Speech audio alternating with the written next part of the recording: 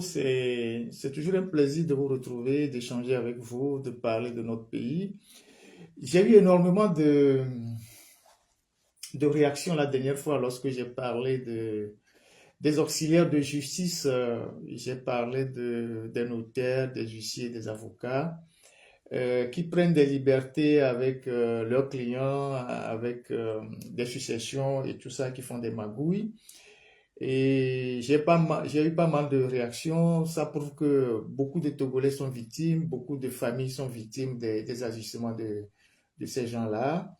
C'est vrai aussi que j'ai eu des gens qui m'ont dit, ah Ferdinand, il faut faire attention à toi, voilà, on peut te faire du mal partout où tu es et tout. Je comprends que des compatriotes s'inquiètent pour nous, pour moi particulièrement, mais je voudrais juste dire à nos compatriotes togolais que, à un moment donné, il faut qu'on arrête d'avoir peur. Euh, de toutes les façons, on mourra d'une manière ou d'une autre. Donc, il faut qu'on arrête d'avoir peur. C'est la peur qu'on a cultivée dans ce pays pendant 60 ans qui fait qu'on n'arrive pas à avancer, qui fait que nous n'arrivons pas à dire non à nos bourreaux, on n'arrive pas à dire non à nos persécuteurs, on n'arrive pas à tenir. Donc, je comprends que des gens s'inquiètent, mais n'ayez pas peur. N'ayez pas peur. Indignez-vous plutôt. Indignez-vous plutôt. Parce que nous qui sommes dans ce combat-là, depuis le pays, aujourd'hui on est contraint de quitter le pays, vous ne pouvez pas imaginer ce qu'on subit et ce qu'on a toujours subi sur le plan physique, sur le plan spirituel.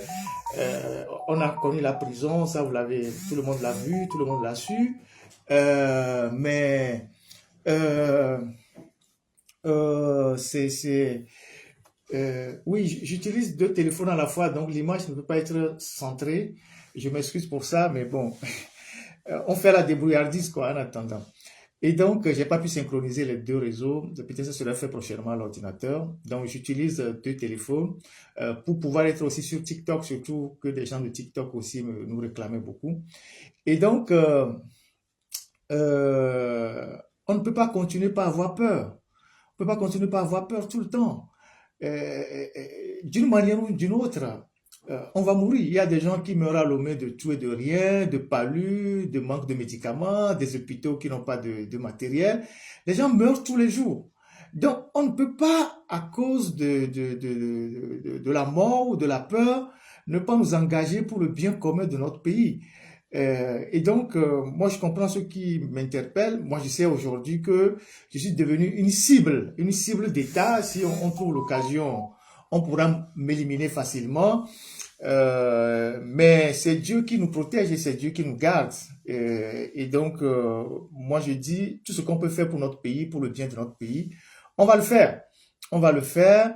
Et les gens qui gouvernent le Togo doivent comprendre qu'ils ne gouvernent pas les animaux, ils gouvernent des hommes. Et les hommes qui gouvernent ont le droit, ont des droits, ont aussi des devoirs, mais ont le droit surtout de vivre heureux, d'avoir la liberté sur le territoire, d'entreprendre, d'aller, de revenir, de vivre.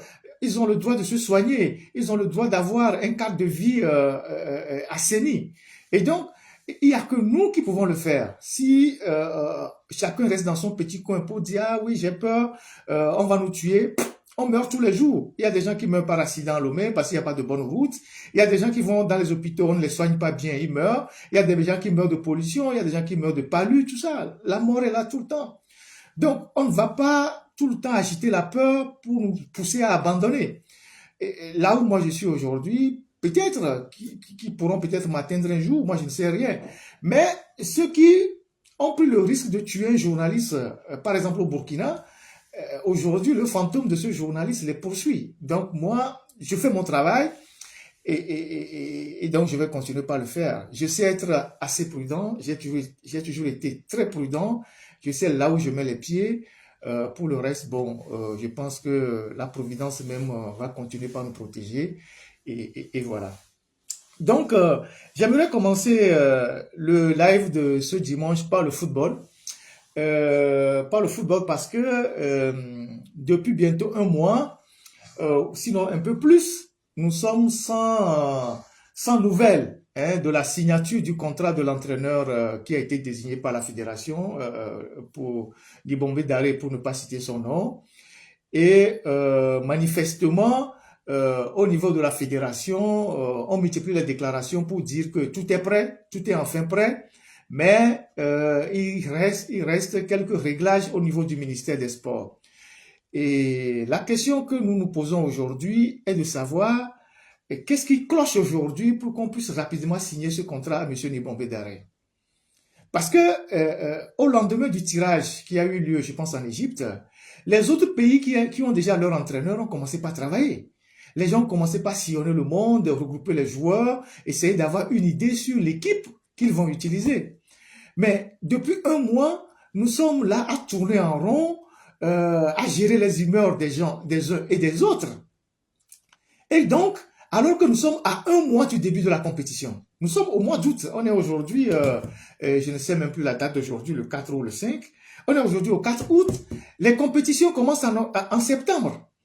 Et donc, si vous ne prenez pas le temps de signer, vous ne signez pas à temps, vous ne signez pas à temps le contrat de l'entraîneur ou du sélectionneur pour qu'il se mette au travail, mais quand est-ce qu'il aura le temps de faire son travail préparatoire, d'avoir une équipe avant de rentrer dans la compétition?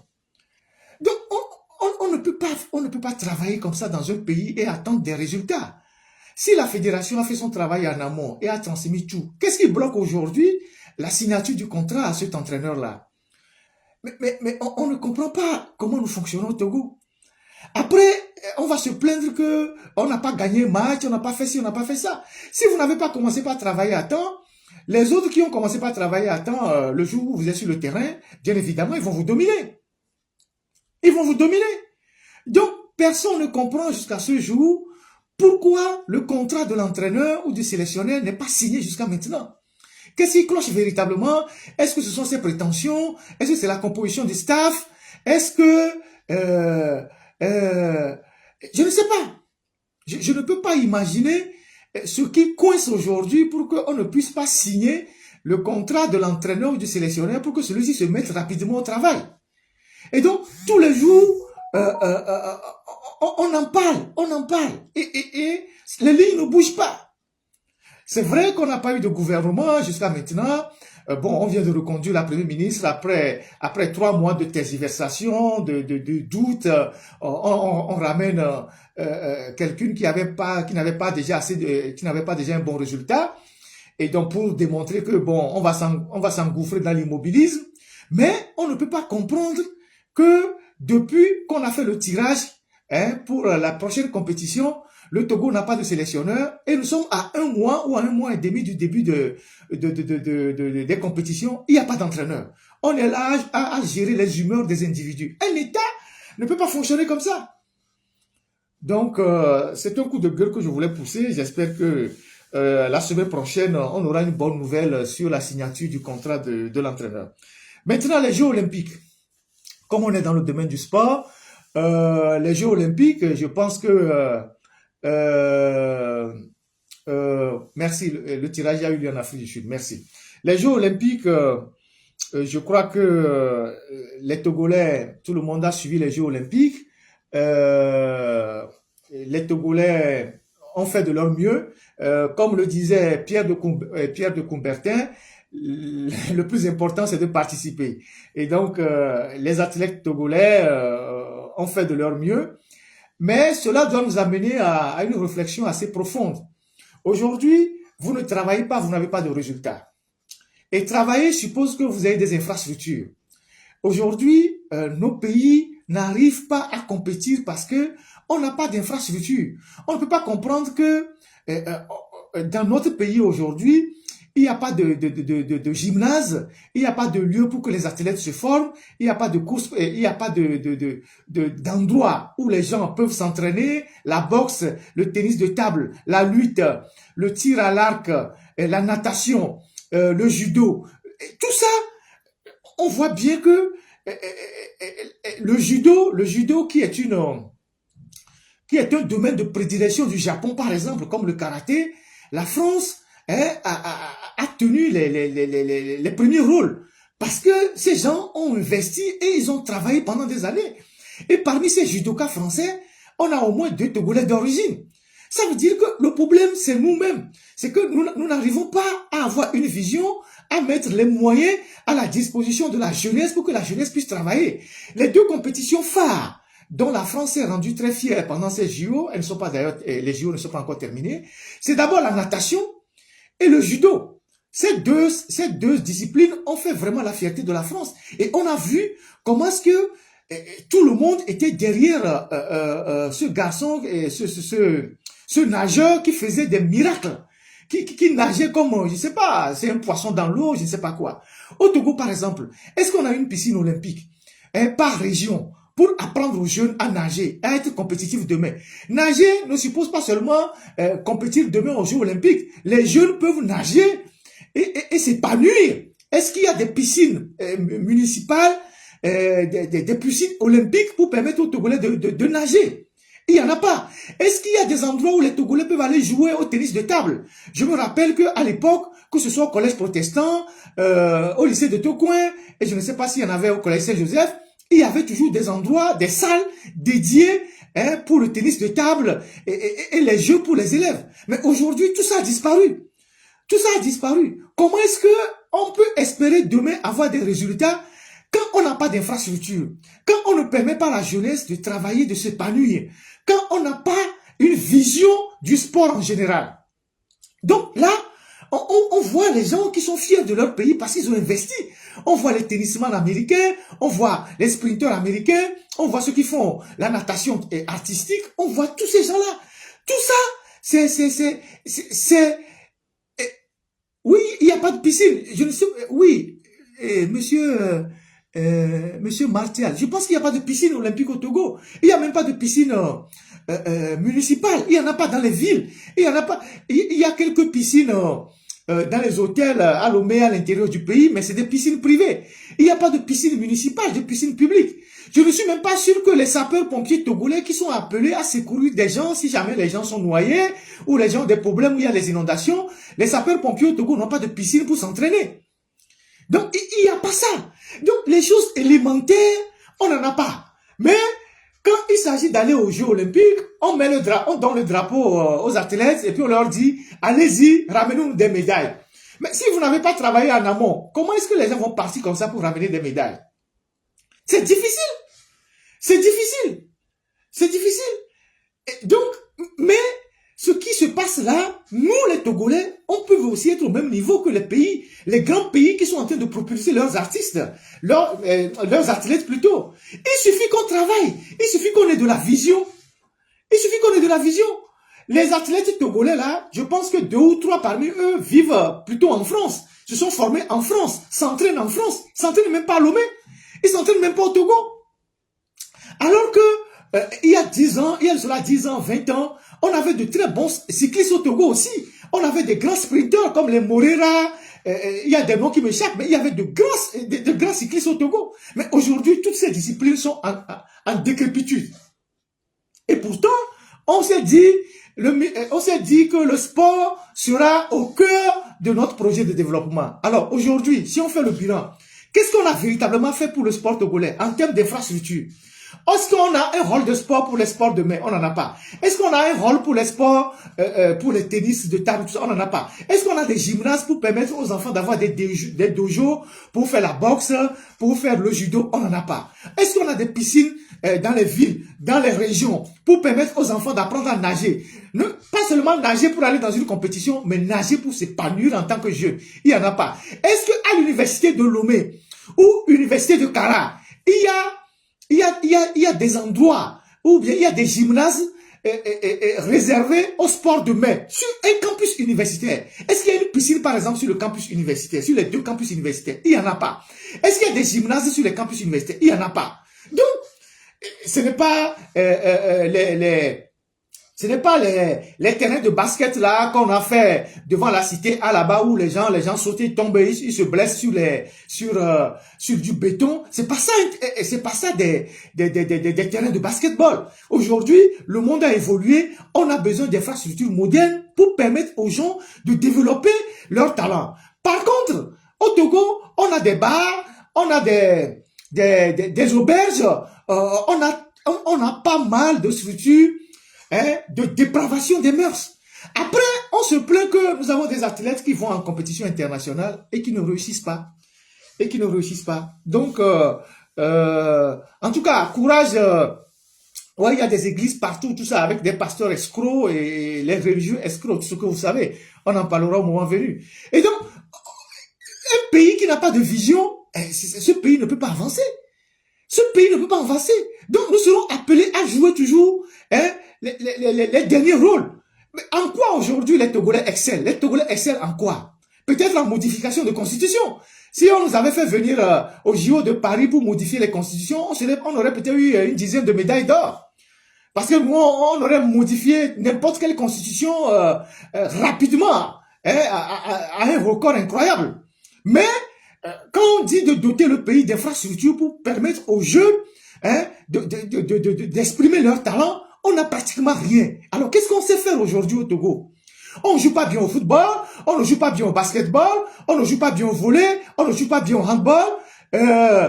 C'est au Togo qu'on fait la lutte traditionnelle, mais quand il s'agit de faire la lutte olympique, on n'est pas là.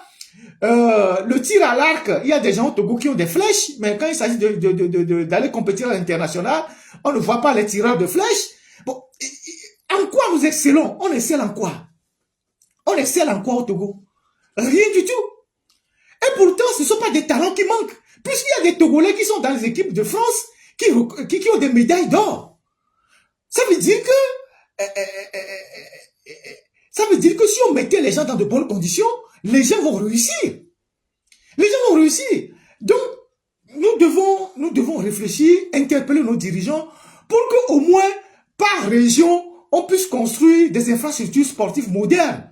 Hein, des salles de sport, des gymnases, des piscines olympiques, pour permettre aux élèves, hein, d'avoir des moments, hein, d'épanouissement personnel, plutôt que d'aller dans les bars, plutôt que d'aller dans les chambres de passage, dans les hôtels, plutôt que d'aller dans la drogue, et plutôt que d'aller dans des conneries. Et le Togo a de l'argent pour faire ça. Le Togo, c'est un petit pays. Donc, voilà ce que je voulais dire rapidement sur... oui, on dépense de l'argent pour amener des ministres et des députés en Inde pour soi-disant s'inspirer du modèle de régime parlementaire indien. Mais vous votez un régime parlementaire, au lieu de le mettre en application, on pensait que vous avez bien réfléchi avant de voter. C'est maintenant que vous avez fini de voter le régime parlementaire que vous allez dans les pays pour vous inspirer. Vous allez vous inspirer pour faire quoi? Vous n'avez pas maîtrisé les contours d'un régime parlementaire avant de faire un passage en force la nuit.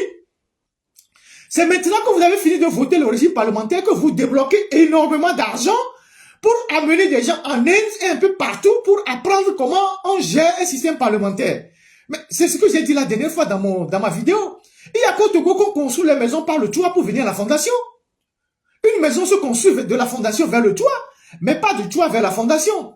Aujourd'hui, on dépense de l'argent, hein, pour amener des missions en Inde, pour se promener, hein, faire de la villégiature, soit disant que on est parti pour aller apprendre, hein, comment on s'inspire du régime parlementaire. C'est quoi ces incongruités? Et des gens sont partis là-bas, toute une forte délégation, une quinzaine de personnes. Les gens auront des frais de mission, les frais d'hôtel, les billets d'avion, tout. Dans un pays où, dans les villages, il n'y a pas de forage, et les centres de santé n'ont pas de médicaments, il n'y a pas d'alcool, il n'y a rien.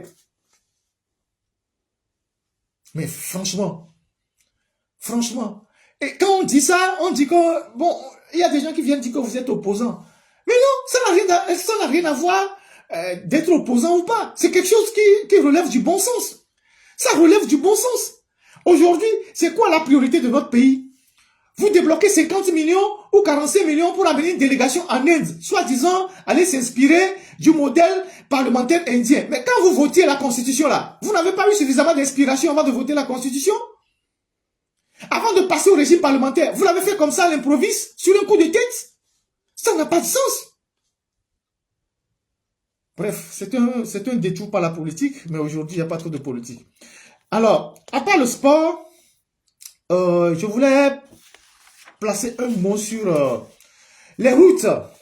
Voilà.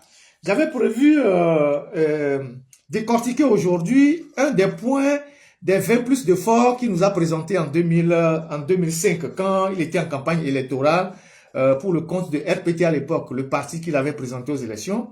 Et vous vous rappelez que pour ceux qui étaient là à l'époque, qui avaient déjà un certain âge, mais pour les gens qui sont beaucoup plus jeunes, vous vous rappelez qu'à l'époque, en 2005, Faure avait présenté un petit dépliant qui résumait son programme dans lequel qui a été appelé les 20 plus de Faure. Donc j'avais promis décortiquer ces points un à un. Et la dernière fois, les 2 dernières éditions, j'ai pas pu le faire. Aujourd'hui, je vais prendre un point, c'est les routes. Et au point 14 des 20 plus de Faure, je vais vous lire ce qu'il avait prévu pour les routes au Togo. Et surtout la nationale numéro 1. Et je vous dirai pourquoi je parle de la nationale numéro 1. Alors, point numéro 15. C'est titré « Plus pour les grands travaux ». Et le paragraphe dit ceci. Une politique de grands travaux sera poursuivie pour créer des emplois et doter le Togo d'équipements modernes. Je répète. Une politique de grands travaux sera poursuivie pour créer des emplois et doter le Togo d'équipements modernes.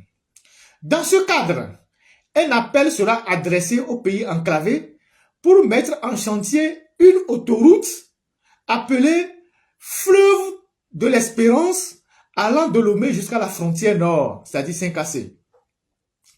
Je répète, dans ce cadre, un appel sera adressé aux pays enclavés pour mettre en chantier une autoroute appelée Fleuve de l'Espérance allant de Lomé à la frontière nord. Ce projet créera 100 000 emplois en 5 ans. Ce projet d'autoroute de Lomé à la frontière nord créera 100 000 emplois en 5 ans. 100 000 emplois en 5 ans. Offrira un moyen de transport efficace et moderne et sera le vecteur de notre intégration régionale. Je reprends la dernière partie.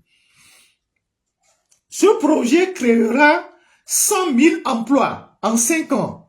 100 000 emplois en 5 ans. Et offrira un moyen de transport efficace et sera le vecteur de notre intégration régionale. Donc, c'est ce que M. Faure Gnassingbé a prévu en 2005 dans les points de son programme. Il a dit, je vais construire une autoroute de Lomé à Saint-Cassé qui sera appelée Fleuve de l'Espérance. Et cette autoroute-là qui sera construite en 5 ans va générer 100 000 emplois et sera le vecteur de notre intégration régionale. C'était 2005.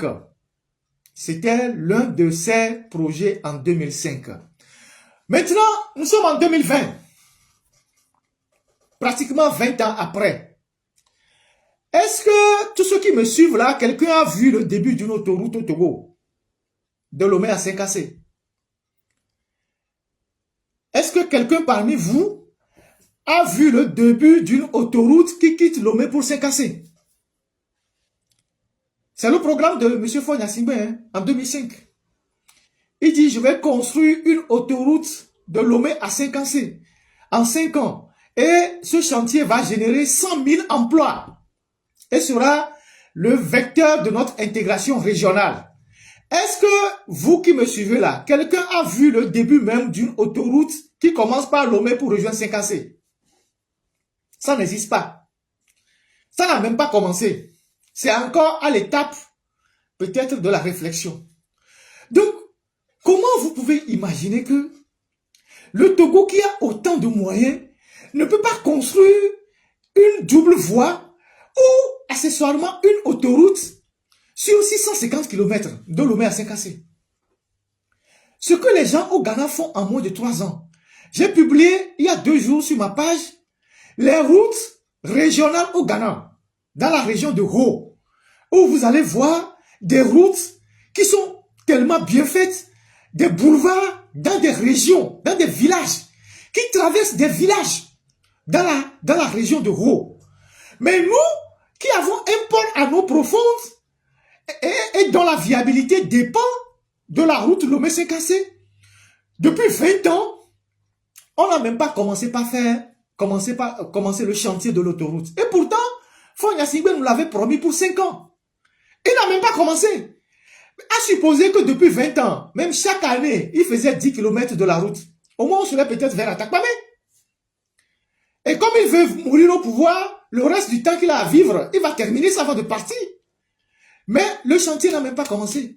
Je ne suis même pas sûr que ça existe encore.